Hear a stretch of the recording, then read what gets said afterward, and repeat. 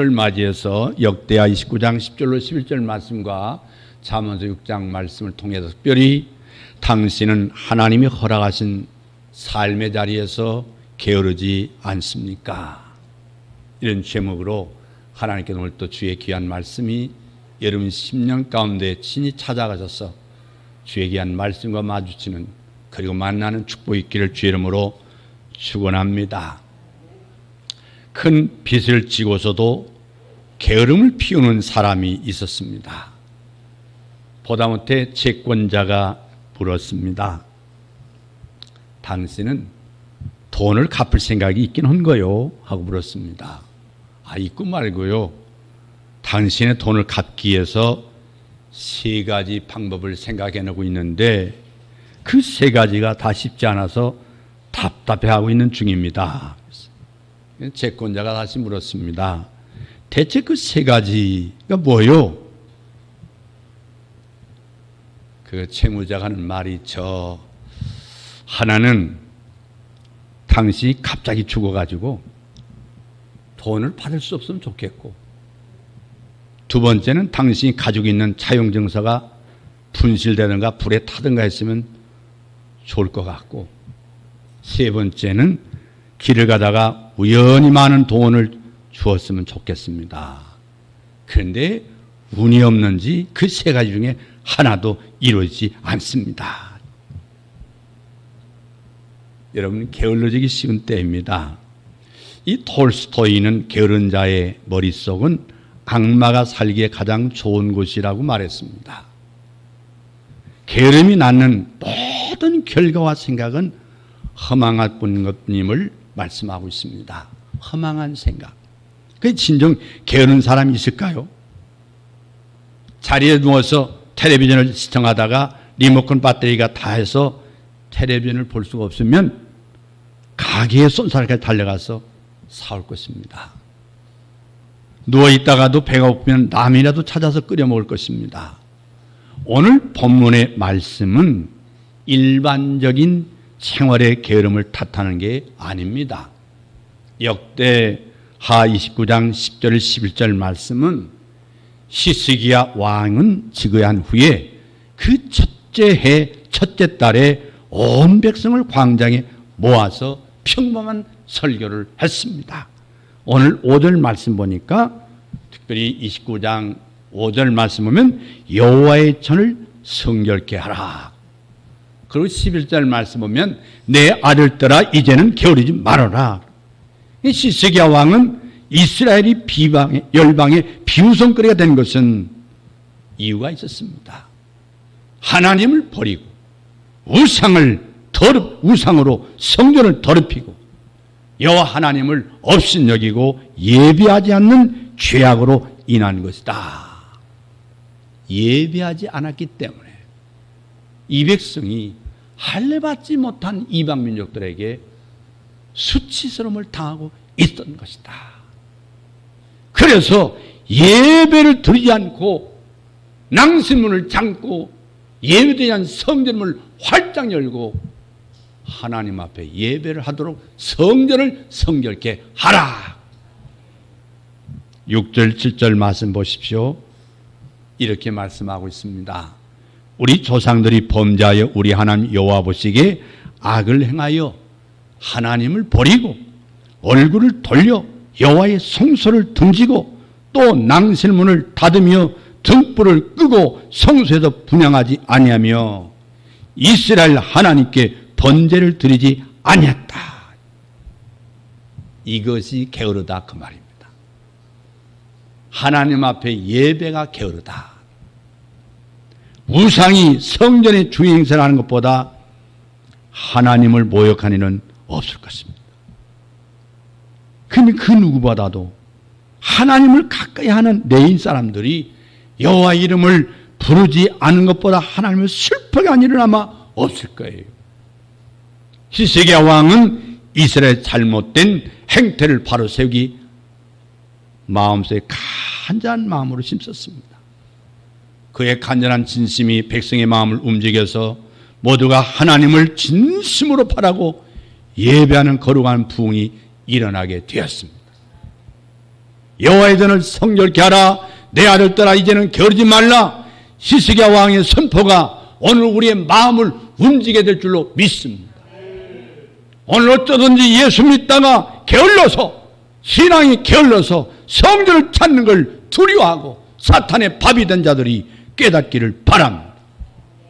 게을러서 여호와의 전을 더럽히고 하나님께 예배와 기도하지 않았던 지난날의 행동을 돌이키고 오히려 하나님을 높이며 하나님을 기쁘시게 하는 온전한 신앙이 되기를 주의 이름으로 축복합니다. 코로나19는 우리가 하나님께 예배하는 것을 방해한 적이 한 번도 없습니다. 코로나19는 여호와의 전을 더럽힐 힘도 없고 우리의 기도를 집어삼킬 힘도 없습니다.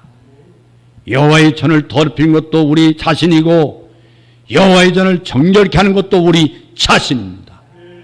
우리를 하나님 앞에서 게으르게 하는 것도 우리 자신이고 하나님께 정직하며 성실하게 예배드리는 것도 우리 자신입니다. 마음을 새롭게 함으로 변을 받아 하나님을 기뻐하시고 온전한 뜻을 분별하고 그 뜻을 행하는 우리가 되기를 주의 이름으로 축원합니다. 여러분, 불행한 것은 많은 사람들이 삶의 또한 사역에서 열정을 잃어버리고 있다는 것입니다. 열정을 잃어버렸어요. 그렇다면 어떻게 해야 이런 열정을 다시 회복할 수 있습니까? 여러분, 열정은 하나의 불꽃과도 같습니다. 따라서 이 불꽃이 계속해서 타오를 수 있도록 유지시키는 연료를 주입시켜야 합니다. 열정은 열정의 불꽃은 저절로 타오르지 않습니다. 그 불꽃이 타오르도록 연료를 주입하는 역할은 바로 우리 자신이 해야 합니다. 성경은 말합니다. 너희 보물이 있는 곳에 너희 마음도 있다고 마태복음 6장 21절에 말씀하고 있습니다. 자신에게 주어진 인생의 여러 영역 중에 가장 소중한 것에 열정을 불어넣는 것이 내 마음의 불꽃이 일어나게 하는 것입니다. 여러분, 코카콜라 다 잘 아시죠? 세계 어느 곳에 가도 맛볼 수 있는 가장 대중적인 음료입니다. 미국의 외교관이 들어갈 수 없는 것에 코카콜라는 들어갑니다. 심지어 아프리카 오지마리도 코카콜라가 들어가 있습니다. 이게 코카콜라가 전 세계 음료 시장을 장악하게 된 데는 최고 경영자의 그 헌신과 열정이 있었습니다. 사장 로버트 우드러프가 유명한 말을 했습니다.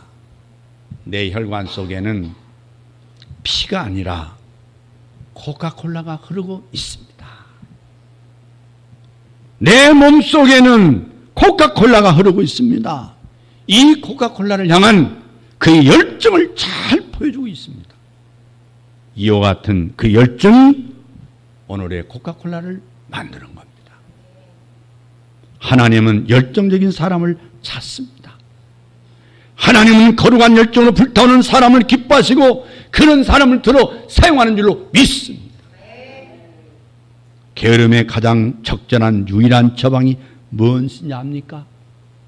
여러분 안에 있는 불꽃을 다시 발견하는 것입니다. 매튜 폭스라고 하는 분이 있는데 이분은 성공의 신학자입니다.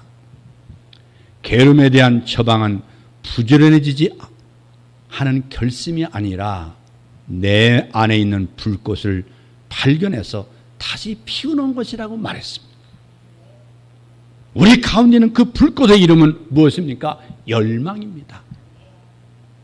우리는 그리스도인으로서 변화된 삶을 살아야 한다는 것을 너무나 잘 알고 있습니다. 그래서 변화돼야지 하고 굳게 결심해 봅니다. 그런데 우리는 왜 변화되지 못합니까? 그거는 게을러서 그렇습니다. 미루기 때문에 그렇습니다. 게으른 사람의 핑계는 미루는 것입니다. 할 겁니다. 다음에 할 겁니다. 미루는 사람들이 좋아하는 것 몇 가지를 정리해 봤습니다. 미루는 게으른 사람의 좋아하는 것. 첫째는 스포츠가 있는데 그들은 낚시를 좋아합니다. 움직이는 걸 싫어하기 때문에 낚시를 좋아해요. 게으른 사람의 두 번째는 좋아하는 미술품을 노댕에 생각하는 사람입니다. 행동하지 않고 생각만 합니다. 좋아하는 식품이 있습니다. 라면입니다. 특별히 컵라면을 좋아합니다. 쉽게 빨리 할 수 있는 것만 찾습니다. 그래야 게으름을 필 수 있기 때문에 그렇습니다. 그 다음에 좋아하는 노래가 있습니다. Yesterday.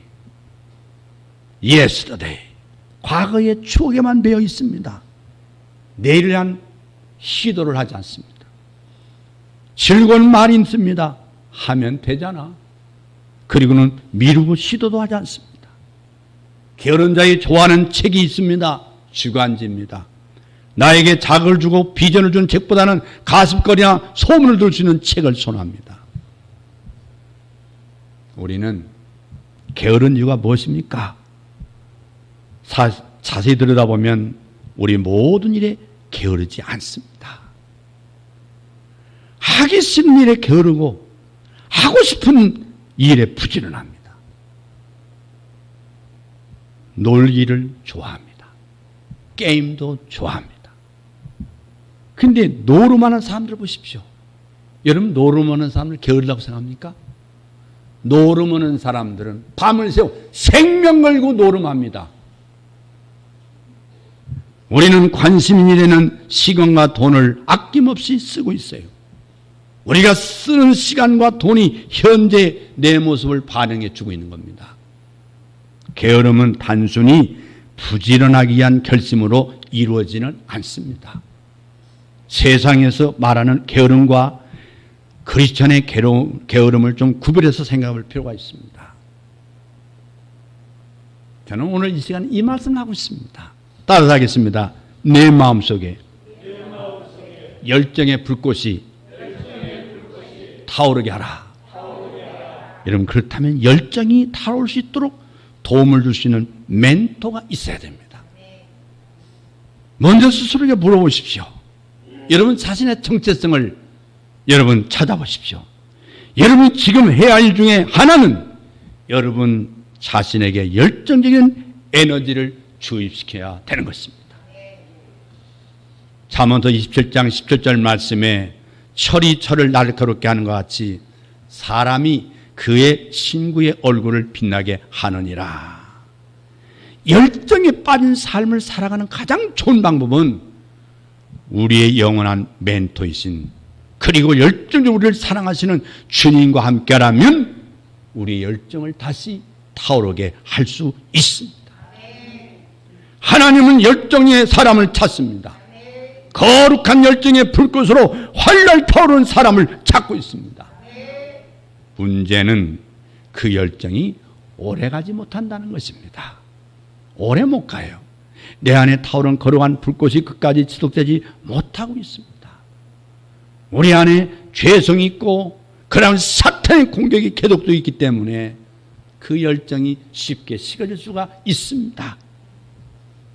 우리 안에 열정은 언제나 식어질 수 있습니다. 바울은 디모데후서 1장 6절에 보면 하나님의 은사를 다시 불뜻하게 하라. 식어져 가고 꺼져져 가고 있는 디모데의 마음에 거룩한 불꽃이 다시 타올 수 있도록 열정인 그 영적인 재조마를 촉구하고 있는 말씀입니다. 도울 힘이 있는 하나님께서 우리를 돕지 못하게 하는 것은 다름 아닌 바로 나 자신입니다. 나의 마음과 나의 삶을 정결케 하고 하나님께 순종하며 하나님 뜻을 성실하게 행할 때 하나님께서는 우리가 소원하고 갈망하는 의대한 일을 우리를 위해서 이루어 줄 줄로 믿습니다. 그 방법이 뭔지 아십니까? 예배 회복입니다. 예배 회복입니다. 저는 오늘 어린이 주일학교 학생들한테 설교했습니다. 게으름을 갈망하지 말라고 그랬습니다. 열망하지 마라. 동경하지 마라. 그러면서 제가 창세기 1장 26절 이하의 말씀, 하나님 축복의 말씀이 근거해서 그래서 하나님이 게으르지 말라고 말씀하는데 저 양평에서 태어난 강영우 박사에 대해서 소개했습니다. 이분은 44년생입니다. 13살 때 아버지가 돌아가셨습니다. 14살 때 운동장에서 축구하는데 친구가 찬 볼에 그만 눈이 맞아서 그 당시 우리나라의 안과 기술이 떨어져 가지고 앞을 못 보게 됐습니다. 그 소식을 들은 어머니가 그만 쓰러져서 8일 만에 돌아가셨습니다. 갑자기 14살짜리가 가장이 됐습니다. 누나 하나는 친척집에 일이나 시켜 먹고 기르려고 데려갔습니다. 누나 하나 또 하나는 고아원에 갔습니다. 자신은 하루아침에 거지가 됐습니다. 그 당시 앞을 못 보는 사람들이 얻을 수 있는 기술은 점술 아니면 안마 기술 배워서 평생 동안 거짓하다가 죽어야 되겠지만 자기 마음속에는 불타오르는 마음이 생겼습니다. 나의 마음속에 하나님이 계신데 내 소중한 삶을 하나님의 영광을 위해서 살아야 되겠다. 그런데 그 마음속에는 내가 열심히 공부해서 앞으로 내가 연세대학교 꼭 가야 되겠다. 모든 기회를 놓치고 그만 점자를 배우고 자기 친구들이 대학교 들어갈 때 그는 맹하중학교 1학년에 들어가서 ABC를 배우기 시작했습니다. 다른 사람이 비웃었지만 그는 하나님이 나와 함께 계시다. 이 소중한 생명을 하나님 주셨다.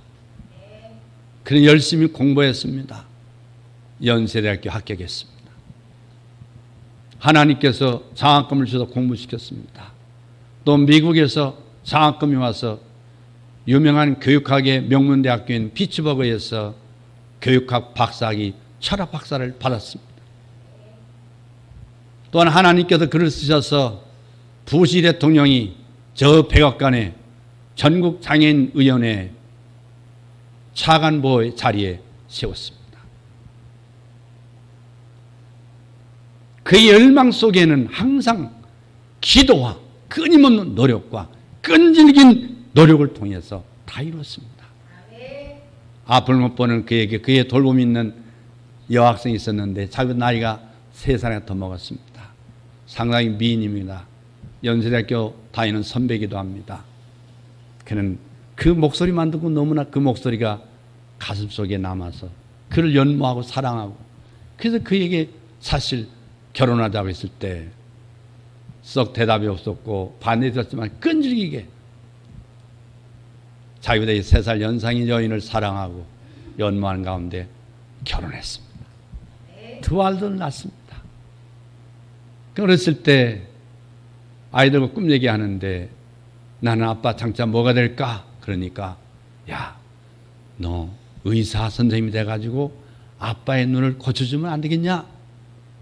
그 아들이 그 말에 감동을 받아서 그 마음에 불꽃이 튀니까 공부해서 미국의 유명한 안과 의사가 되고 협회 회장이 됐습니다. 또한 둘째 막내는 열심히 정치가 돼서 그도 백악관에 들어가서 일하는 공무원이 됐습니다. 정치인이 됐습니다. 하나님 앞에서 열정이 있는 사람을 하나님은 사랑하신단 말이에요. 우리는 환경을 통해서 뭐가 안 되고 뭐가 안 된다고 말하지만 제가 오늘 아침에 아이들한테 그랬습니다. 너희는 뭐가 안 되고 뭐가 안 된다고 생각할 게 아니라고 생각하면서 제가 이렇게 보였습니다. 나는 아무것도 없다. Nowhere. 나는 아무것도 없어. 부모도 없고 형제도 없고 돈도 없고 환경은 나쁘고 안 된다. 그러나 멀리 한번 잠깐 생각해 보면 잠깐 글자 한 자를 떼어놨는데 Now here. 지금이 기회다. 지금 너에게 지금이 있잖아. 어린아이들에게 저는 이 꿈을 심어주고 싶었어. 너에게는 지금이 있잖아. 지금 내 마음속에 열망이 불꽃이 살아붙으면 달아오르면 하나님은 그 불꽃을 튀기는 자를 하나님께서 사용하신다. 할렐루야. 오늘날 많은 사람들이 예배를 소홀하고 돈 벌겠다고 성공하겠다고 하지만 그 결혼, 그 가정, 그 사업 실패합니다. 내가 수없이 목회 50년 하면서 보았습니다. 제가 목회 50년째 했어요. 대학 교수 25년 했어요. 그런데 제 목회 경험 속에서 얻어진 것은 하나님과의 관계가 단절되고는 성공 없습니다. 절대로 행복할 수 없습니다. 성경의 말씀입니다. 하나님과의 관계가 돈독한 사람을 하나님 쓰십니다. 여러분, 우리에게 가장 필요한 것은 예배 회복입니다. 게으르지 말라는 말은 예배를 드리기를 게을르지 할 말라는 말씀입니다. 역대하 29장 11절 말씀 보십시오. 여호와께서 이미 너를 택했다고 말씀했어요. 여호와께서 우리와 함께 관계를 맺고 있다고 말씀하고 있습니다. 신앙은 한마디로 관계입니다. 관계예요. 관계예요. 하나님과의 관계가 깨지는 것, 끊어지는 것이 게으름인 것이에요. 인간 사이에도 관계가 계속돼야 합니다. 제가 신학교에서 같이 공부했던 이 동급생이랄지라도 지방에만 달려도 남이 되더라고요. 지방에만 달려도 낯선 사람이 되고 남이 되는 거예요. 하나님은 이미 우리를 택하여 여호와를 섬기며 예배하게 하셨다고 말씀하고 있어요. 그러나 이스라엘 백성이 하나님을 멀리하여 여호와 보시기에 악을 행하여 하나님을 버리고 얼굴을 돌려 여호와의 성소를 등지고 우상을 섬겼기에 웃음거리가 되었다 그 말입니다. 여러분, 하나님의 집에 등지지 마십시오. 예배에 등지지 마십시오. 인생 다 살아보고 보니까 별거 없더라. 중요한 건 어떻게 사느냐가 중요하더라. 예배 소홀하지 마십시오. 얼굴을 돌려 여호와의 성소를 등지고 우상을 섬기면 결국 결론은 웃음거리가 되는 거 많은 것입니다. 예배는 하나님과의 관계를 맺는 겁니다. 예배는 하나님과의 소통입니다. 그러기에 예배를 결리하는 것은 타락했다고 말하는 겁니다. 여러분, 예배를 드리지 않는 건 타락한 것입니다. 요한계시록 2장 3절을 보면 예수님께서 에베소 교회에 대해서 칭찬하신 말씀을 담고 있습니다. 에베소 교인들이 잘한 것은 예배를 게을르지 않았다고 말씀했습니다. 그들이 주님과의 이름을 붙들고 참고 견뎠다. 죄의 이름을 위하여 참고 견다는 의미는 예수를 믿음으로 생기는 핍박과 고난을 믿음으로 승리했다. 그럼에도 불구하고 여호와 하나님의 예배를 게을르지 않았다. 여러분, 에베소 교인들이 게으르지 않았다는 말은 부지런한 자들이라는 뜻이 아닙니다. 부지런한 자를 지금 얘기하는 게 아닙니다. 여기에 게으름에 번역된 이 단어가 번아웃, 소진했다고 말하고 있어요. 피곤해졌다, 약해졌다, 점점 지쳐가는 상태를 표현할 때에 게으름이라고 말하지만요, 소진하다, 피곤해진다, 점차 지쳐서 약해지는 뜻의 단어가 게으르다는 뜻으로 번역되는가 하면 이 게으름의 결과는 모든 의욕이 소진되고 또한 일하는 것에 피곤함을 느끼고 점점 지쳐서 이 약해져 버린 상태를 말한단 말이에요. 그러나 그런 환경 가운데도 흔들리지 않았습니다. 여러분, 주님께 게으르지 않았다는 게 에베소 교회의 특징이에요. 성도들이 조심해야 할 것은 바로 이겁니다. 게으름은 자기가 하고 싶지 않은 것, 하기 싫은 것에 게으르다 그 말이에요. 무슨 말을 잘 새겨드려야 됩니다. 사탄은 하나님과의 관계를 끊어내기 위해서 예배드리는 걸 싫어하게 만듭니다. 주의 성소하지 않게 만들어버립니다. 그들이 변론을 들으면 변론은 맞습니다. 논리도 맞습니다. 타당합니다. 그러나 영적으로는 틀렸습니다. 사탄의 속삭임에 넘어간 겁니다. 영적으로나 육적으로나 사람들이 게으름이 빠지는 것이 바로 여기 있습니다. 한동안 열심히 하던 사람들이 어느 날 무기력감에 빠지게 되고 모든 걸 포기하고 집안에서 나오지 않을 뿐만 아니라 바깥에 나가기 싫어해요. 바깥에 나가면 사자가 있다 이거예요. 분명히 잠언서에 말씀하고 있어요. 삶의 의욕마저 상실하고 맙니다. 그래서 우리는 여기서 지친다는 것과 피곤하는 걸 구분해야 하는데, 게으름에 빠지게 하는 원인이 되는 것은 뭐냐면 exhaustion, 영어로 exhaustion, 탈진, 고갈이라고 말하고 있어요. 그걸 말하려고 하는 게 아니고 사실은 fatigue, 피로하다. 이 피로하다는 거예요. 이 두 단어가네요. 넓게는 같은 뜻으로 사용하지만 좁게는 다릅니다. 지쳤다 또는 소진했다, 이 번역된 이 단어는 과도하게 신체적 활동한 결과 발생하는 육체적 피로를 말하는데, 그래서 잠깐만이라도 과도하게 신체 활동을 한 결과로 결국 이제 쉬었으면 한다, 이런 느낌을 주게 되는 거예요. 그래서 잠깐 쉬고 나면 다시 일에 가벼운 마음으로 착수할 수 있을 것이다. 그래서 이 패티그란 오랫동안 지속되는 피로감인데, 이건 신체에 큰 영향을 주는 감정적 긴장 때문에 생기는 거예요. 여러분, 피로는 영혼을 지루하게 만드는 신체적 피곤함을 말하는 겁니다. 만성적인 것이고 지속적이기 때문에 영혼과 전체를 상하게 하고 생각을 멈추게 하고, 멈춰진 생각으로 인해서 행동이 멈춰지고 어떤 발전적이고 진전된 삶을 위한 행위들을 불가능하게 만들어버린 겁니다. 예수님께서 요한계시록 2장 3절에서 에베소 교인들에게 게으르지 않다고 칭찬하는 이유가 여기 있습니다. 영적으로 바르게 살고자 하는 사람들이 영적 침체에 빠져 있게 되면 영적인 삶의 피로감을 느껴서 게으름에 빠져 있다는 거예요.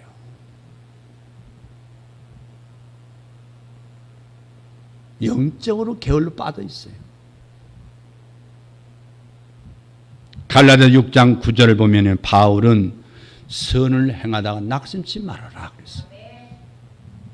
낙심이란 단어는 기진맥진하다, 피곤해진다, 활기를 잃어버렸다는 뜻이 있습니다. 무엇을 하는데 이런 상태에 빠집니까? 선을 행하는데 그렇습니다. 여기서 선을 행한다는 것은 성령을 따라 사는 삶을 가리키는 겁니다. 영적인 유익을 위해서 열심을 내어 사는 삶을 가리킵니다. 하나님 말씀을 기뻐하고 그 일에 즐거워하고 그 일에서 보람을 느끼고 행복을 얻는 것, 이것이 신자가 하나님 말씀에 순종할 때 얻게 되는 건 줄로 믿습니다. 그런데 이러한 것들을 얻지 못하고 점점 하나님의 일이, 교회의 일이, 경건을 위한 일이, 자신의 영혼을 위한 일이 짐이 돼버려가지고, 교회 나오는 게 짐이 돼버려. 일주일에 한 번 예배드리는 거 짐이 돼요. 활기를 잃고 피곤해지고 기진맥진해서 교회 아예 안 나오는 거예요. 타락입니다. 타락한 겁니다. 저는 그 마음속에 그렇습니다. 제 마음속에 저는 마음을 속이는 사람이 못 돼요. 끝났구나. 그 집 끝났다. 저는 그렇게 생각하고 솔직히 마음속에는 내버려 두고 있습니다.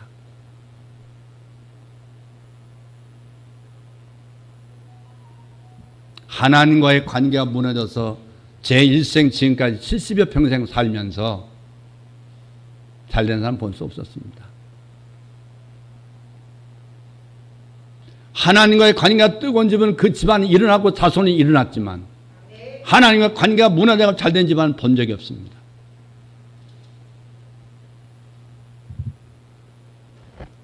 여러분, 그렇다면 어떻게 이 게으름을 극복할 수 있습니까? 마태복음 11장 28절에 수고하고 무거운 짐진 자들아 다 내게로 오라.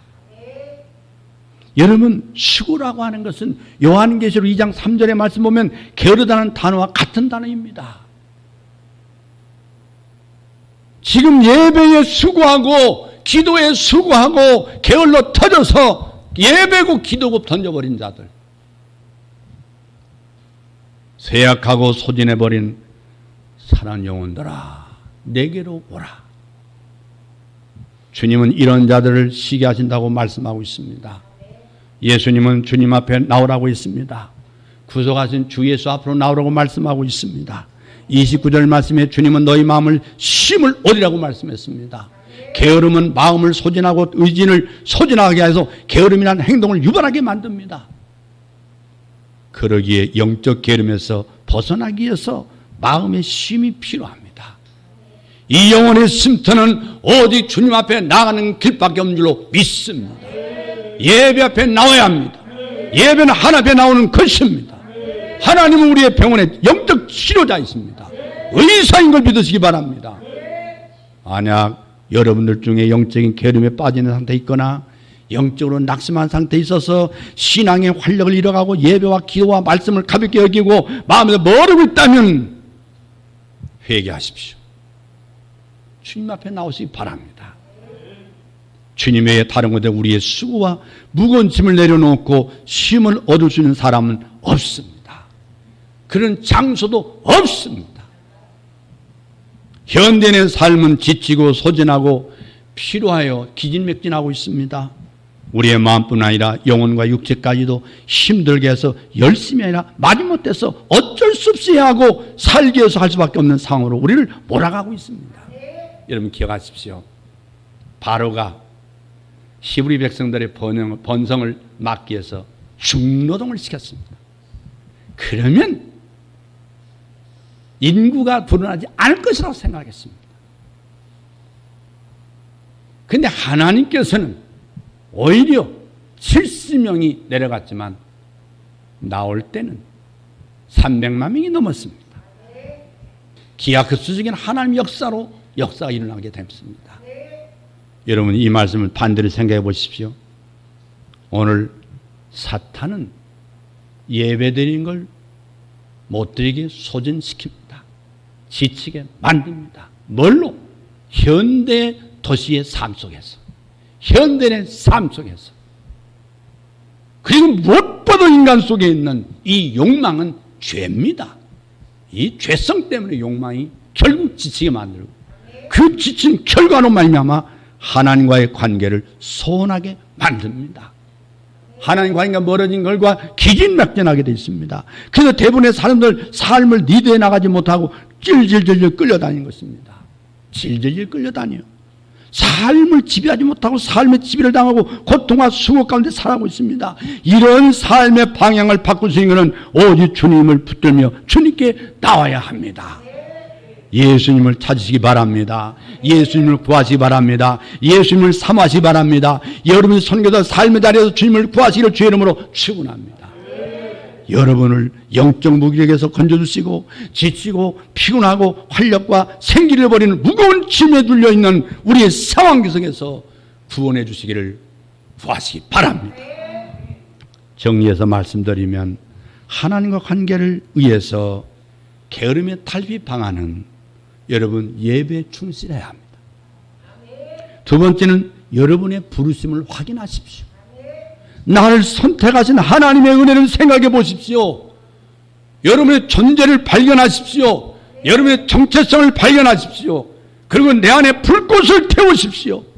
그러면 하나님 안에서 창조적이고 전략적으로 살 수 있습니다. 세 번째는 꾸준함으로 게으름을 이기십시오. 결심만으로는 일시적으로 끝납니다. 결심으로 되는 게 아닙니다. 완복주의는 오히려 그런 자신을 자책하게 만들고 에이 이왕 틀린 것 그만두자. 그래서 결국은 미루고 맙니다. 그 다음에 작은 걸음이라도 꾸준히 하는 것이 믿는 자의 신실한 태도예요. 1분이라도 기도하세요. 하루에 한 잔으로 성경 읽으세요. 꾸준함과 신실함이 여러분을 하나님께서 은혜를 주실 것입니다. 네 번째, 내가 하나님을 일을 한다고 하지만 도리어 하나님이 원하시는 것을 하는지 여러분을 성찰해 보십시오.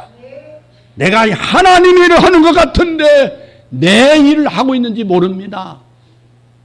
하나님보다 우리가 앞서가고 있는 건 아닌지, 내가 원하는 열심으로 부지런한 건 아닌지 성찰해 봐야 됩니다. 예배를 통해 우리는 하나님 안에서 깊은 성찰로 나가야 될 줄로 믿습니다. 특별한 비법을 찾지 말고 한 걸음씩 꾸준하게 신실하게 내 의지인 노력과 은혜로 주님과의 바른 관계 안에서 거할 수 있기를 바랍니다. 안셀무스라는 신학자는 이런 말했습니다. 살아있는 자의 무덤은 나태라고 말했습니다.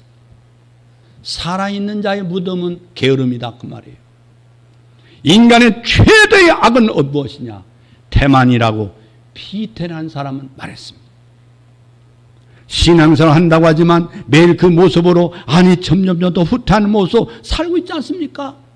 옛날엔 뜨거운데 지금은 미지근한 상태 아닙니까? 내일이 아니라 오늘 하나님 내가 지금부터 변화되겠습니다. 새로운 결단이 있어야 될 줄로 믿습니다. 내일은 오늘 변화한 자의 것입니다. 하나님 안에서 변화의 챔피언 되기를 바랍니다. 태만은 온갖 고뇌를 가져옵니다. 근데 게으름은 가난의 어머니입니다. 키엘케고르는 그런 말을 했습니다. 권태는 모든 악의 뿌리라고 했습니다. 다시 말하면 자기 자신답게 되기를 거부하는 것이 바로 권태라고 말했는데 이 게으름은 악의 뿌리라고 했습니다. 모든 죄악은 게으름과 권태에서 나온 겁니다. 결국 여러분 다윗의 범죄도 권태 속에서 왔습니다. 게으름 속에서 그는 여인을 범죄하고 말았습니다. 오늘 또 권태와 나태를 이어나가는 아름다운 내리기를 그런 일이 이루어지기를 그런 9월달이 될 수 있기를 주의 이름으로 축원합니다. 여러분 들판에서는 농부들이 쉼없이 땀 흘리고 있습니다. 그들의 수고는 이 국민들의 곡식입니다. 이 백성이 먹고 살아야 할 먹거리입니다. 여러분 오늘 이 9월달에는 우리 영적인 열매를 위해서 다시 한번 우리 마음의 회복을 위해서 하나님 앞에 돌아올 수 있기를 바랍니다. 기도하겠습니다.